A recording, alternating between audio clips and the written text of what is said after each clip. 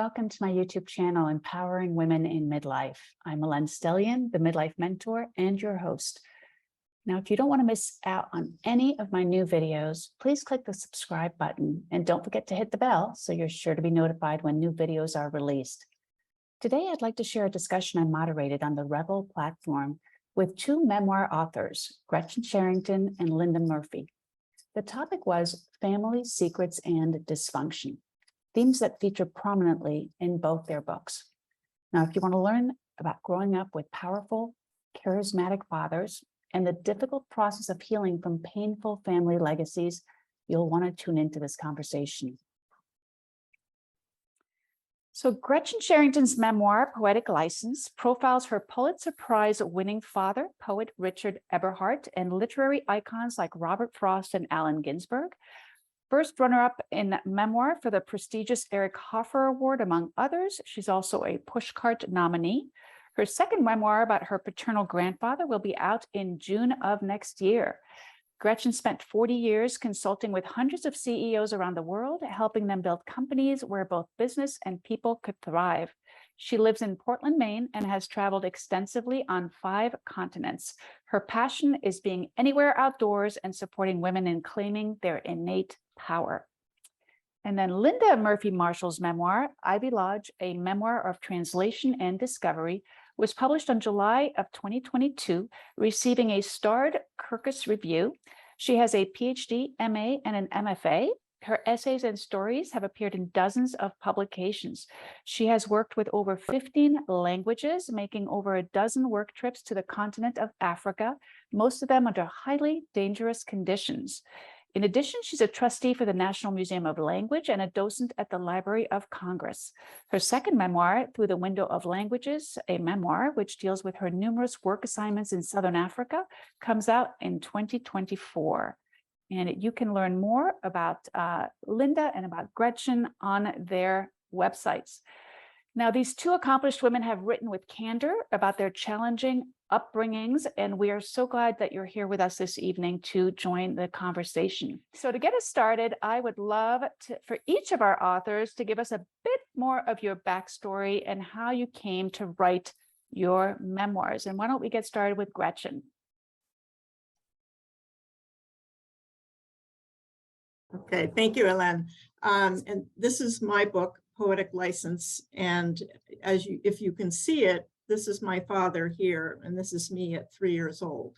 I came to write this book, start to write this book in my 40s, which was in the 1990s. I was recently divorced. I had 2 teenage children. I had founded a management consulting company through which I was consulting with hundreds of CEOs, very powerful men. And being around them made me think a lot about my father, who was the first powerful man that I had ever met, obviously, in my life, and the unresolved issues that I had with him. So my father's name is Richard Eberhardt. He's no longer with us, but his name was Richard Eberhardt. He was the U.S. Poet Laureate under Presidents Kennedy and Eisenhower. He published nearly 30 books of poems, of poetry. He was anthologized in hundreds of other books. He won the Pulitzer Prize, the National Book Award, literally every meaningful literary prize that you can win in this country. And when I was 17, he molested me. So in my 40s, as I was working with these powerful men in their companies, I was trying to figure out how to reconcile the differences between the father who I loved and adored as a small child, who was incredibly generous and fun to be around and very kind, with a person who could come into my bedroom when I was asleep and molest me. That was really the backstory for the way the book got started. I needed to do something to figure out what I thought and what I felt, and I started writing. I had never really written before. My father was the writer in the family. I was not the writer in the family, but I went to a writing workshop. I started writing scenes, and I had to unlearn business writing. And I had to try to figure out how to create scenes that could evoke the feelings and the lived experience that I had had as a kid. So that's how I got started. And I will say that it took me 20 years finally to get the book published after having 25 rejections throughout that time, going through several agents, and finally got it published in 2020 through She Writes Press, which is also the publisher for Linda's book. Wonderful. Thank you so much for sharing that, Gretchen. Linda, how about you? Hi, can you all hear me? I'm not used to having the headphones on. So my backstory is that I went to a workshop in Iowa, the Iowa Summer Writers Workshop in 2014, and the title of it was Writing About Nowhere, and we were to write a 10-page essay. I wrote it about Ivy Lodge, the home in which I grew up. And in writing it, I made a number of discoveries and started the thinking process about my childhood, things I hadn't thought about. And that was really the origin of the book. And as Ellen said, I'm a translator. So when I went back with my siblings to close up the house, to sell it, to go through all the belongings, I went through it using the eyes of a translator, translating the events, the objects, the home, the experiences, the memories that I experienced, and came to some surprising discoveries in the process. So that was the origin of my book. And what I learned is that one of the many, many things I learned is that I had really been viewing my life through the eyes of my parents, and to a lesser extent, my siblings. So I tried to translate, using my own translation, if you will, of what had happened during those formative years, and went at it or wrote about it with fresh eyes for the first time. So, and it was a long process. Obviously, I started in 2014, and it was just published a few weeks ago. So it was a very long process in getting it all down, and it went through a number of drafts, and until it's the final copy that we have today. But as I said, for the first time, I was looking at it through my eyes, not sort of incorporating in the filter of my family's eyes, and primarily my father's. And like Gretchen, my father was a very, very powerful man who was extremely well known in the St. Louis and Missouri area as a state senator and a member of the FBI, and a prominent businessman. So we have a lot in common in that regard. Thank you, Linda. Well, the two of you have talked about how you grew up in very different parts of the country, but there were some significant cultural similarities in your upbringings, which I think it was really interesting for both of you to discover that as you started getting to know each other after connecting. And can you share some of those cultural similarities that you uncovered? Gretchen, do you want to start with that one? Sure. I mean, we grew up, sort of in the 50s and 60s. So we had, all the zeitgeist of those 2 decades between us, for sure. I grew up in small town New England. My father was a professor at Dartmouth College for 40 years. And before that, we'd been on 5 different college campuses around the country, but basically New England. But with Linda, we just discovered these sort of, kind of small details in our books that were similar. But for instance, my mother, and I think her mother, probably shopped for us at Best and Company, which happened to be, I don't know if anybody else knows Best and Company from that era, but I see some heads. I see heads nodding, Gretchen. It's sort of where nice girls, were clothed. And so that was one thing. I think another thing that, and then, Linda can jump in here too, but I think another thing was we played tiddlywinks, we turned cartwheels. These were kind of the things that we did as little girls. Yes. And when I was reading Gretchen's book, she talked about a place in I think it was one of your grandparents' homes, right, Gretchen, that was like a little hideaway. And we used to visit my grandparents in Westchester County in Bronxville, New York, and they had a closet that had a secret passage to another part of the house, and that was sort of my sanctuary. So when I read Gretchen's memoir, I thought, oh my gosh, we have that in common. Who would have thought that that would be something that we both shared? But I think, I don't know if you mentioned tiddlywinks. We've shared, I used to play tiddlywinks with my maternal grandfather, and since my own father wasn't very involved in my life, I think that was something we both shared. So there are all these wonderful 50s and 60s cultural references that we shared. So Nice. And I think just to add to that for 1 second, I think one of the things that, Linda talks about translating, she uses that term because she is professionally a translator. I think of myself as an observer, which is, maybe sort of similar. And I can remember being in that my grandmother also had this great closet, where you could sort of tweak the door just a little bit so you could kind of listen to what the parents were talking about. And my cousins and I used to sit in there and just, listen to our parents going on and on about this and that. And, so I think this, I mentioned that because I think one of the things about memoirs is that we do observe a lot. We tend to be people who may not have had our voices heard as much as we could have growing up. And so we kind of sit back and we observe and we watch and we soak it all in, and then we write about it later. Yes, that's a beautiful way to put it. And I don't know if this happened to you, but my grandmother used to paint the door shut every year after our visits. And then we would come and we would pry it open. Like, you can't do that to our little hideaway. But yeah, I have very many fond memories of that. So Likewise. Wow. Nice. And now you both, this is the topic really, you both grew up with powerful, charismatic and larger than life fathers. So what challenges did that present for each of you growing up and then coming to terms with their, the history there, their memories, and how were you finally able to stand up to your fathers and own your own truths? Linda, you want to start with that? Sure. Well, I don't know that I was ever able to stand up to my father. Sadly, I left St. Louis, where it takes place. Kirkwood is a suburb of St. Louis.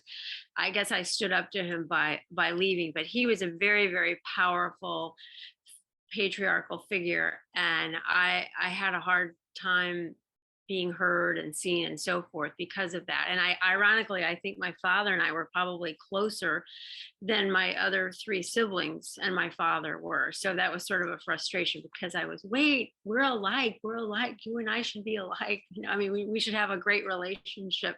So that was sort of, so I tried very hard to be close to him and tried to achieve things that he would be proud of.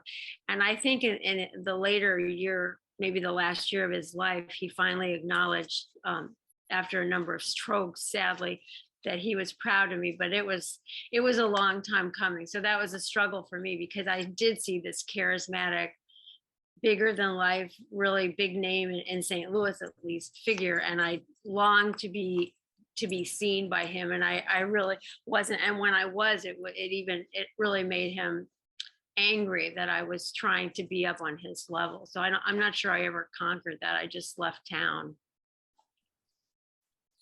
Gretchen, what about you? I think one thing I want to mention here is that for many of us, I think charisma and charm can be very seductive, whether it's from a family member or a movie star or whatever. I was as seduced by my father in many ways when I was a small child as all of his friends were. He was incredibly kind and generous. He was not a violent or aggressive man, but he had this charisma about him that was kind of magnetic. And so, he made me feel special when he did things with me. He would sit me on his lap when I was a little kid, and he smoked a pipe, so he would blow smoke rings around my head, and it felt like I was in this sort of heavenly place with him. And at the same time, I could also, even from a young age, see that he was where the action was in the family. I didn't know the name of patriarchy then, or the concept of patriarchy then. But I could definitely see that when we gathered in the living room, people were gathered for him primarily. And so the conversations, the action really happened around him. And frankly, it was very heady to be around him. He and his friends were talking about, the politics of the current president. They were talking about, the next war that we were about to enter. They were talking about all sorts. They were talking about literature, of course. They were talking about, the meaning of life and death. And again, as a kid, even as a kid, a small kid, I could tell that that those were really important topics, and they were not topics that friends of mine's families talked about particularly, or at least I didn't witness that when I saw them in their living rooms and stuff. The challenge for me really was that Dad was a public figure, and so it meant that our family was a public family.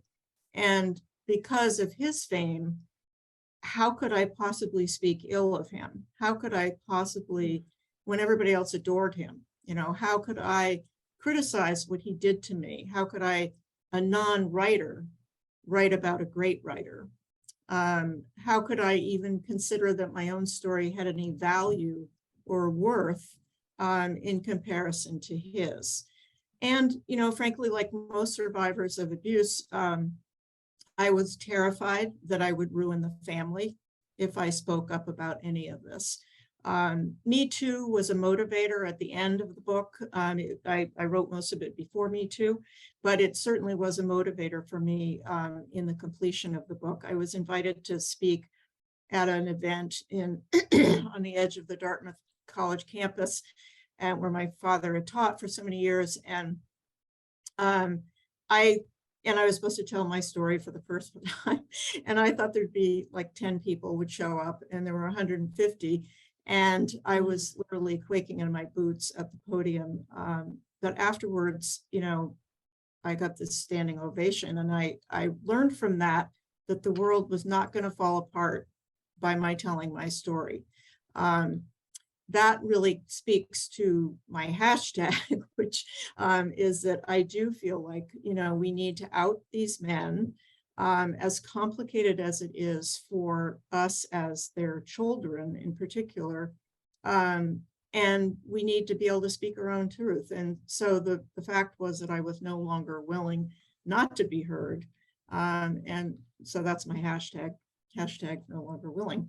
And that's really comes from a quote that when my dad was dying, I was speaking with his doctor afterwards, and I said something like, I don't need anybody to change their story of Dad anymore, but I'm no longer willing to change mine. Yeah. That is so powerful. And I think when you talk about speaking your voice, showing up, claiming space, that is a challenge so many of us face, in various aspects of our lives, and as women. And it's just you're both claiming your truth and speaking, very openly about some difficult challenges you experienced. And so that's, and just as a follow-up to the last question, I'm also curious to see, so what, like what your mother's roles were in all of this, like I'm just super interested in how you view them. Were they enablers? Were they, followers? Did they provide you maybe something that was missing in your relationship with your fathers? I'm curious to know what role they played. Do you want to go, Linda? Yeah, and I think that's probably, we have so many points where our stories converge, but I think this is a place where they diverge, because my mother, there was a family myth really, and my father also was very charismatic, and people loved to be around him, and he had a massive model railroad. So he and my mother was extremely introverted, but she was sort of, I believe now that she's took out all of her frustrations on the four of us children, things she couldn't say, couldn't do, even though she was a brilliant, educated woman. So she was really a force to be reckoned with. But as I say in my book, there were really no witnesses. So she would I believe lash out at me and my siblings also, because she didn't have a voice, because she didn't have a presence, because she was a woman in the 50s and 60s and 70s until her death in 2000. So that was, but then there was this mythology surrounding the home. So everybody had to say, the family, everyone had to say that we had this wonderful, loving situation and this wonderfully charismatic and successful father. But my mother was, it was sort of like a perfect storm in my case, where my mother was not supportive. I think in many instances was, for whatever reason, jealous of me. And so that didn't work in my favor. Yeah. Yeah. My mom was really quite different from that. I mean, she was a very unique woman. She was feisty. She had her own passions and her own friends, and she could talk back to any Pulitzer Prize winner that came along through our house. But by the same token, she was a woman of her generation and stood by her man, so to speak. I would never have left my father despite multiple affairs that he had, including one that went on for nearly a decade, very much in view of everybody. And so, you know, my mom was really fun when we were kids. She loved kids, and she just, you know, she was one of those moms who made theatrical things happen and great birthday parties and all that kind of stuff. But when I was coming to terms with what had happened with me, my mom also suffered from epilepsy for 40 years. So she was not very well at the end of her life. And I really had to figure out whether I would share this with her or not. And I made what I think was the right choice not to share it with her. My rationale was that if she had not known about it, it would do her no good at that time in her life to know about it. And if she had known about it, it would do me no good to know that. And so I remain to this day unaware of whether she knew that my father had molested me or not. It's hard to believe that she might not have known on some level, even if not really explicitly, just because, you know, she knew who he was, what he was like, etc. And so I really didn't have my mother to confide in any way either. And this is a similarity, I think, for Linda and me, where, you know, I only had one sibling, she had more than that, but I wasn't particularly, my brother was 5 years older. He was sort of the heir apparent to the throne in the house, and I wasn't particularly close to him. So I didn't really have any familial sort of confidants, and really didn't tell anybody about what happened to me until I was in my 30s. Wow. Yeah. And Linda touched on this briefly, but the other thing that resonated, I think, with both of you is the idea of family myths, that they play a really large part in both of your memoirs. And can you talk a little bit about family mythology and how it did, you know, play a part in your families and what kind of impact that had on you, maybe your siblings? Well, if you look at the cover of my book, you can see a picture. It's named Ivy Lodge, which is the name of the home I lived in. It used to be the head home of a large estate, and the house looks very, very grand. You probably can't see it, and it looks like a massive Tudor home. But that was all a facade. That was part of the myth. When you went in the house, if you went in the house, and my cousins didn't even know this, if you went up to the second floor, less than half of it was finished. There was a huge swath of the second floor that was just bare bones, you know, light bulb hanging from the ceiling, and asbestos siding and so forth. It was not finished at all. My sister and I shared a teeny tiny bathroom with my parents until I was 13, and my brothers had their own separate bedrooms and suites downstairs. and then the basement was largely unfinished except for my father's trains. So there was this idea, my friends all thought that I was very wealthy and had this, lived this luxurious life, but that was part of the myth. And like Gretchen, I had 3 siblings and we were not particularly close at all. And that was hard too, because there was no confidant, but that was part of the myth, is that we lived in this huge home and we were all wonderfully close and successful and so forth, but not really all that it appeared. Yeah. I think in my family, the mythology was really around kind of the, well, so my parents were great hosts, and as I sort of mentioned earlier, the house was literally full of people every day. I could count on maybe one hand the number of dinners that I actually had with my parents without other people present, in my high school years, let's say. And so there were all these people around, and there was this sense that if you went to the Eberhardt house, you would have a great time. The party, the alcohol was flowing, the parties were great. You would be seen with cool people. There were all kinds of amazing people there. And so it kind of became a story of its own, if you will. And they also were storytellers, my parents. So they told very funny and interesting literary type stories of people that they knew. And if you were there, you felt like you could sort of claim part of that fame for yourself, I guess. Once I started to deal with the fact that I'd been molested, I was confronted with this, challenge of having to continue to uphold the myth of this family that, like Linda's, looked really good from the outside, and appeared to have lots of things that people might want, not so much material things, but just, an energetic lifestyle, etc. When the reality was that, how could it be that great if the father molests his daughter?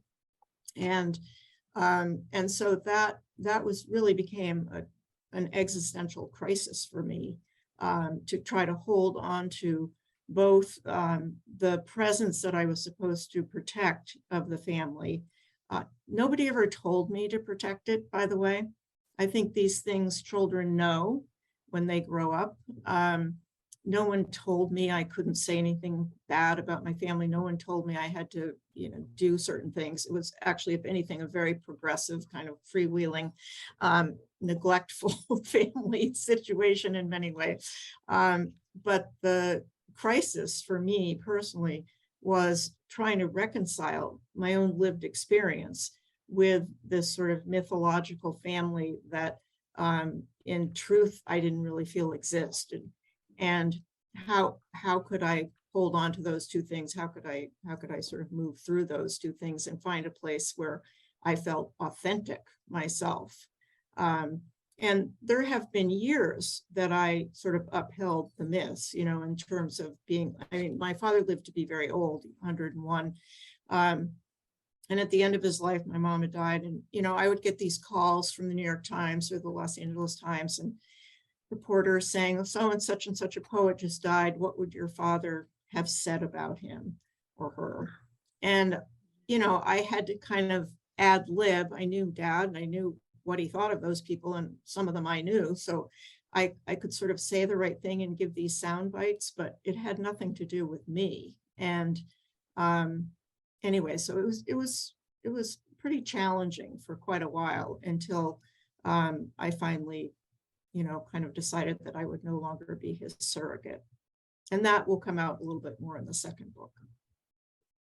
Wow. Listening to the two of you, there seems to be such a weight and such a burden around, carrying so much and for your family, and I agree with you. I don't think kids need to be told like what to say and what not to say. Somehow we all know we're the facade we're supposed to continue to present. And it's really about our safety, like if we're going to stay attached and in a household with people who are supposed to be taking care of us. Of course, we've got to all maintain this this facade for everybody else. I mean, it's a essential safety need for children. So, of Right. course, how could you ever, anyone, be expected to speak up about what was really going on, or what some of the, challenges were, or what you were seeing that was maybe not matching what everybody else was seeing from the outside. Seems, and this speaks to that. I'm getting a number of questions in the chat around this. How did the writing of your memoirs actually help you process some of those unresolved feelings that you had about your fathers and your family members, and where are you today? I mean, with recent books, both of you, although I know they've taken years to write, in those journeys to deal with, to heal, to make sense of your past, love to hear about that. Yeah. Well, Go ahead, in my Linda. case, writing it really disrupted the myth in my eyes. But I knew I would run into and have run into people who would say, "Oh, but we just loved it. Your father, we loved his trains, and it was just wonderful. We would go over there, and because he was a fabulous storyteller, and as I've said many times, very charismatic." And nobody really, most of the things I write about in the book were not witnessed by anyone. Many of them, most of them not witnessed even by my siblings. So writing my memoir was really a way, and what I tell people when they ask about that, the discrepancy between what I write and what they perceive, is that I wrote my truth, and I was very, very careful to write my truth, and my siblings would maybe have their own truth, I'm sure, and my parents would have had theirs, but this is my truth and this is my experience. And that's been very healing for me, especially, as I said, as a translator, I used to see myself through their eyes, and when I did see myself through other eyes, and I don't think I mentioned this, I came up lacking. And it didn't matter if I had advanced degrees or if I'd had achieved a certain amount of success. I was always found myself lacking, and because I saw myself through their eyes. So writing the book really enabled me to really recreate who I was at relatively late age, and break free from that, and to just say, this is my truth. I'm just writing down my truth, and in so doing, trying to recreate who I was, or get rid of the underpinning that I was raised with. So that was my goal, and it's been very healing in that respect. Nice. For me, in some ways, some similar stuff. Writing gave me a structure, and it gave me a safe space, really, to explore my own feelings and thoughts about what had happened, and to try to reconcile things that were disparate, that didn't make sense to me. And to try to recreate in my own mind a kind of through line for my life. And writing, because I grew up around writers, even though I sort of rejected a lot of them for a while and went into business, that was my medium. And one thing that I did in the process of writing the book, and this was towards the end, was to go and meet with, I think it was about a dozen of my father's best friend poets and writers. Donald Hall was one, Maxine Kumin was one, I'm trying to think, Allen Ginsberg was one. There were a number of them. And I went as an adult and reintroduced myself. They'd known me as a kid, walking, pulling on the pant legs of the poets, trying to get a little attention here and there, or they'd known me as an adolescent or whatever. And I went to meet with them as an adult to sort of test whether I could share my story with them or not. I pretty good intuitively, and with every one of them, I felt intuitively that I could, and I did. And what was surprising to me in that experience was that not one of them was surprised about what had happened to me. And to me, that was actually very validating. Later, it was maddening, too, that maybe nobody had spoken up or tried to protect me or whatever, give me a warning signal. But overall, it was actually very validating. Like Linda, nobody had observed what happened to me with my dad. And yet these people who knew him as well as anybody knew him were not at all surprised that it happened, had seen enough other kinds of things to make that leap. So that was a very healing thing for me. I would agree that the writing overall has been healing. Also, years and years of therapy and you know, a lot of body work and a variety of other things that I've done too. And lastly, you know, I would just say that I really could not have, although I tried to sell the book while my father was still alive and wasn't successful in doing so. Now I know that I really couldn't have published it until he was gone.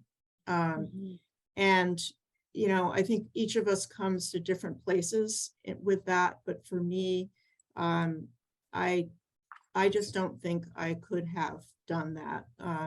And likewise, you know, I think with, to me, the people who mattered, the people whose voices mattered were my children, my cousins, my husband, some of my best friends, what they thought about the book, reading it in advance, that mattered to me.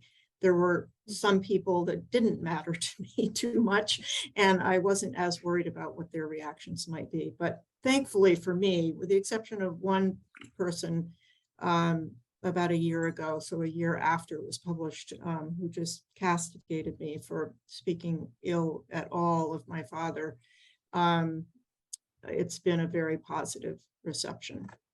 And you're touching on something that I'm getting a number of questions on in the chat, and that's the response to the books from siblings, from family members, and, you know, others who knew your fathers. Linda, I don't know if you want to speak to that first.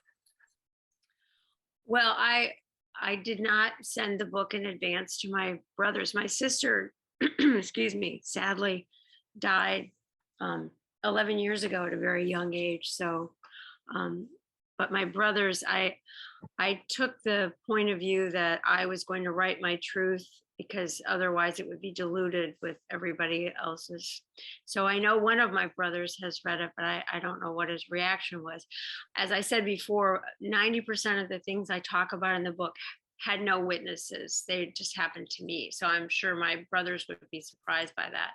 So, but the response I've had from friends and strangers has been very nice and interesting. Like, people have picked something different out of the book that resonated with them. You know, some aspect of it. I like to think it has a number of levels, and so I've gotten a lot of feedback and reviews that different things that I write about spoke to different people.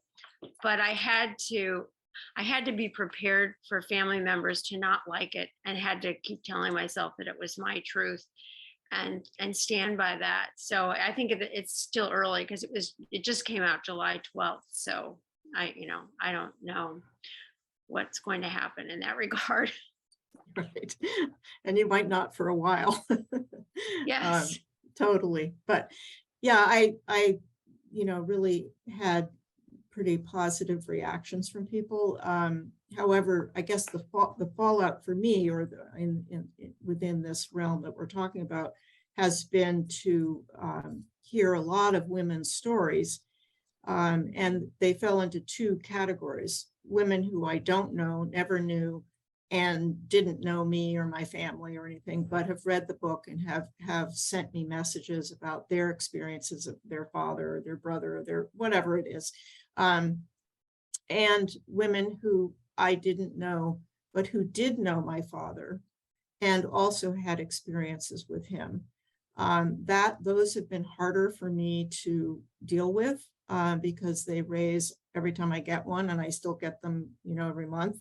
I get a message from somebody and I have to sort of relive it again, at the same time that I want to be really empathic and supportive of their journeys. Some of these women are telling me that they've never told anybody in their life about something that my father, that he came on to them again. He was not an aggressive sort of person, but he did come on to a lot of people, I guess. And then recently, just recently, I heard that the library that was named for him in his alma mater high school out in Minnesota was just unnamed as a result of my book. And parents and alumni of that high school not wanting their high school to be named for him anymore. This has also caused me a major sort of other thing to deal with that I'm still sort of sorting out what that means, and what it means to me personally. It's very complicated, frankly. So I think they made the right decision for the perspective that they were looking at it from. And at the same time, I will feel sad if the children in that school never read another poem of my dad's. He wrote some really wonderful poems. And so it's a complicated thing. But in any case, just to Linda's point, you put a memoir out in the public square and you really don't know exactly what will come from it. And it has, as other writers know, your book has a long life. It doesn't just come out and there's all this hoopla for a few months. It's even 2 years later, 5 years later, things can still be generated from it. Wow, that's amazing. The risk in a sense that you take. There's a risk in sharing your stories and a risk in not sharing it, right? I mean, yes, it exactly. really is. It really is complicated. And you started touching on that a little bit, Gretchen. But for viewers who may be listening and be with us tonight, who are struggling with difficult family legacies like the both of you have, is there, I don't know if advice is the right word, but is there something you can offer to encourage them on their journeys of understanding and possibly healing? Yeah, I mean, if No, go ahead. Okay. I'm going to make a big assumption, which could be wrong, but because of the people present, you might be interested in writing or books in general, obviously. So if you are writing or you're thinking about writing, I would just say write, write, because until my editor has this great statement that you shouldn't put the publishing cart before the writing horse. That, in other words, what she means by that is until you have a contract to publish your book, if you intend to publish your book, and if you have a contract to publish it, until then, it only matters to you what you write on the page. It can be certainly a solitary experience. You might share it with friends, you might not.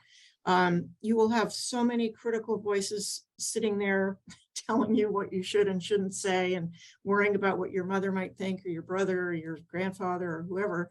I just really encourage people to try to rid themselves of those critical voices and simply write your story.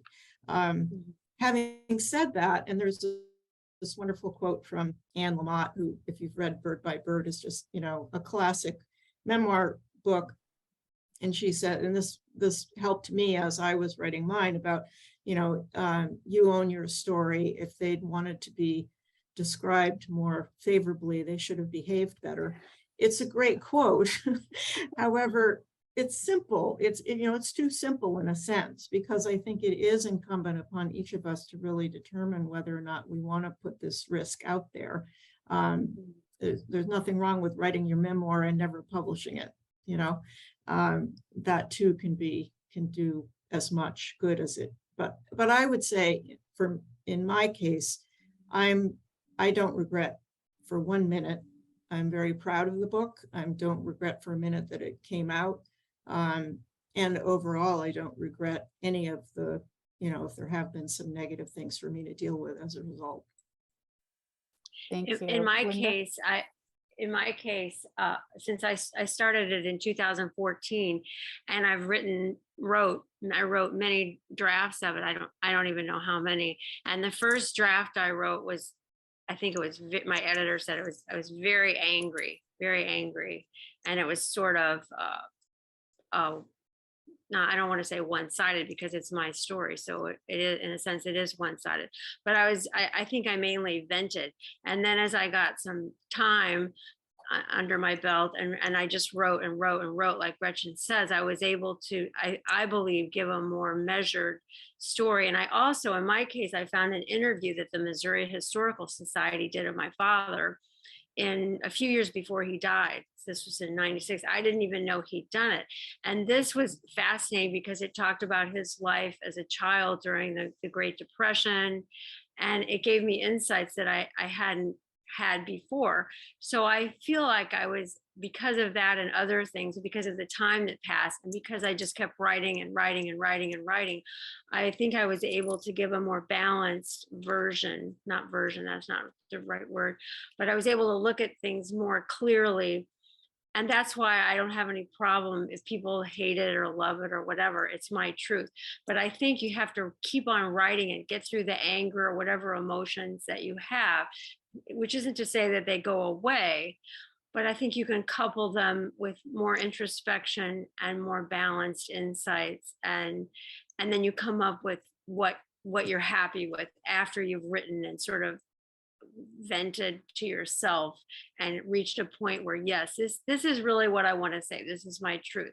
If I had just written the first one and found a publisher, I don't think it would be the book it is today. And I'm very proud of the book that it is today. So I would just say, keep writing.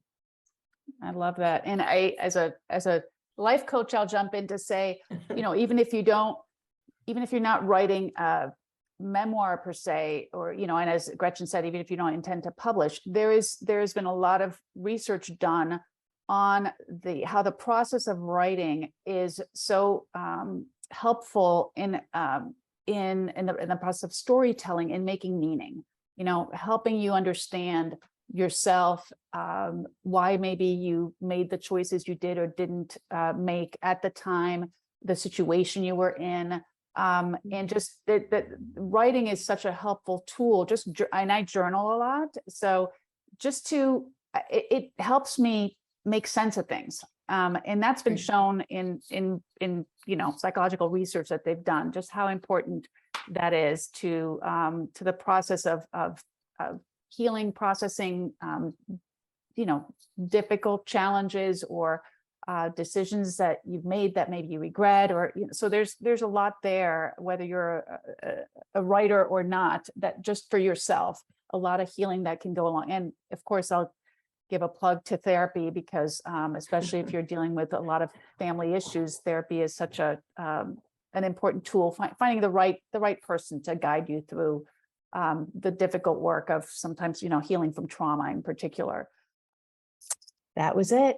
Thanks for watching.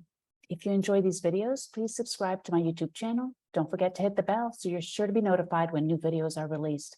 Until then, be well and stay safe, everybody. Bye.